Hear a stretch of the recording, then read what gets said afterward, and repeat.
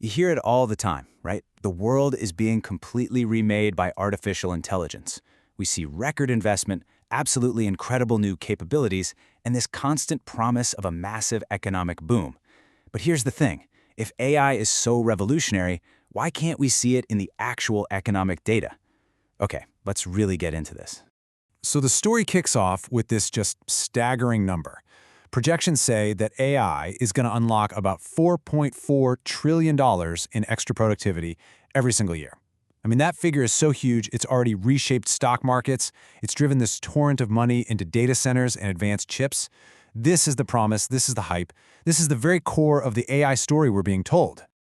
But, when we step back from the hype and look at the actual numbers, the story gets a lot more complicated. Despite all that cash, all that enthusiasm, measured national productivity growth, that's the real output per hour in the economy, is still stubbornly flat. There is no big AI rocket ship here. Well, at least not yet. And that, right there, creates a huge puzzle. We have this massive gap between what AI is supposed to be worth and the impact we can actually measure in the broader economy.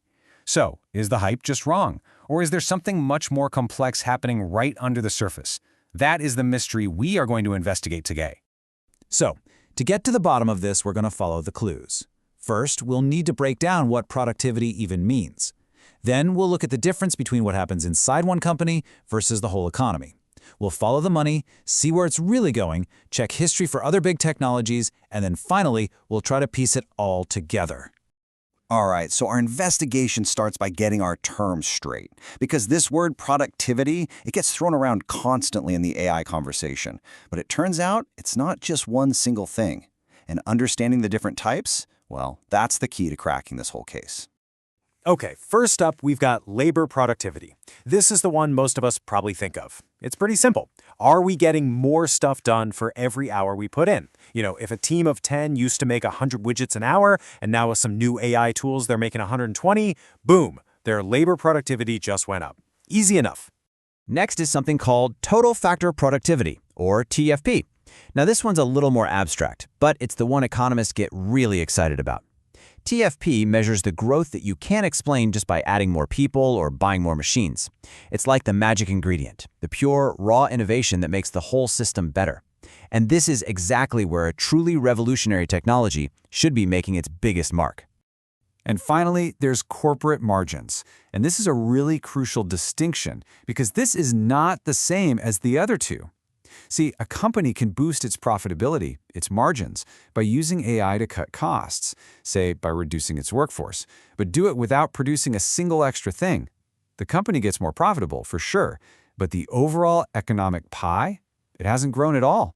And when you see them side by side like this, it just perfectly illustrates where all the confusion is coming from. So much of the AI hype just blends these three different ideas together. A consulting report might see a company cutting costs, and they'll call it a productivity gain. The stock market cheers for higher margins, but neither of those things automatically means the whole economy is becoming more innovative or producing more for everybody. This whole mix-up between cost-cutting and actual growth leads us right to our next big clue.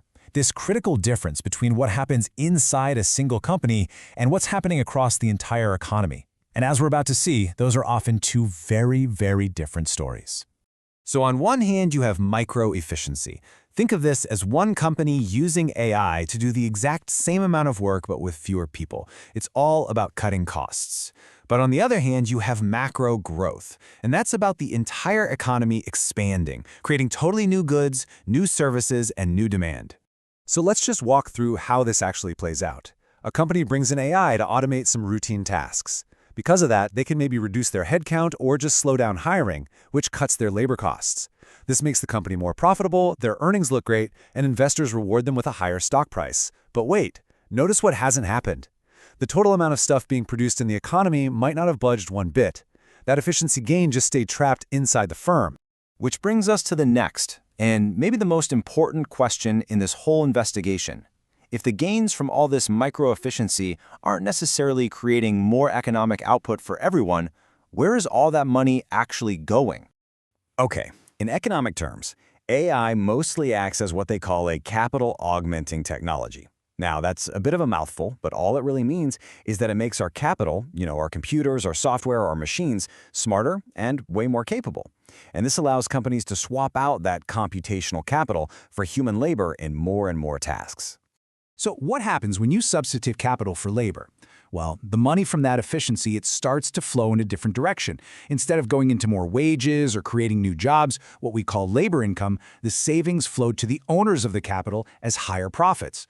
The benefits end up with shareholders and asset owners, which can make that gap between capital and labor even wider. This one sentence from the source material just sums it all up perfectly. The economic impact of AI, at least so far, is showing up much more clearly in the stock market, the S&P 500, the NASDAQ, than it is in the paychecks of the average person. The value is definitely real financially, but it's being concentrated in very specific places. Now, I know this might all sound a little bit pessimistic, but before we jump to any final conclusions, let's zoom out a bit. Has anything like this ever happened before? Is this kind of delay between a new technology showing up and its big economic impact, is that normal? Well, history actually gives us some really important clues. Just take a look at this timeline. Electricity was invented decades before it really changed how factories worked and kicked off the productivity boom in the 1920s. We see the same pattern with the personal computer and the internet. They showed up in the 70s and 80s, but they didn't really fuel a huge productivity surge until the late 90s. The lesson here is that transformative tech takes time. It's not just about inventing the thing, it's about completely redesigning businesses, workflows, and skills all around it. AI might just be in that same lag phase right now. And today, there are very real, very concrete bottlenecks that could be slowing AI down. I'm talking about the massive amount of energy needed to run these data centers, fragile supply chains for the best chips, new regulations around data, a workforce that doesn't have the right skills yet, and even antitrust concerns about the handful of big tech firms that dominate the space. All of these things can act like a brake on a revolution. So, after following all of these clues, where does that leave us? It's time to bring our entire investigation together and see if we can reach a verdict on this whole $4.4 trillion question. And this, really, is the ultimate takeaway. The core issue isn't whether the AI technology works. It clearly does, and it's getting better every day. The real question is how the economic gains from that incredible technology get distributed. And that outcome? It isn't decided by the tech itself. It's decided by our institutions, our corporate rules, our labor market policies, our regulations. Technology creates the potential, but it's our social and economic systems that decide who actually gets to benefit. So, we don't end with a simple answer. We end with the most important open question of all. The technical power of AI is moving forward at a truly breathtaking pace. That part is not in doubt.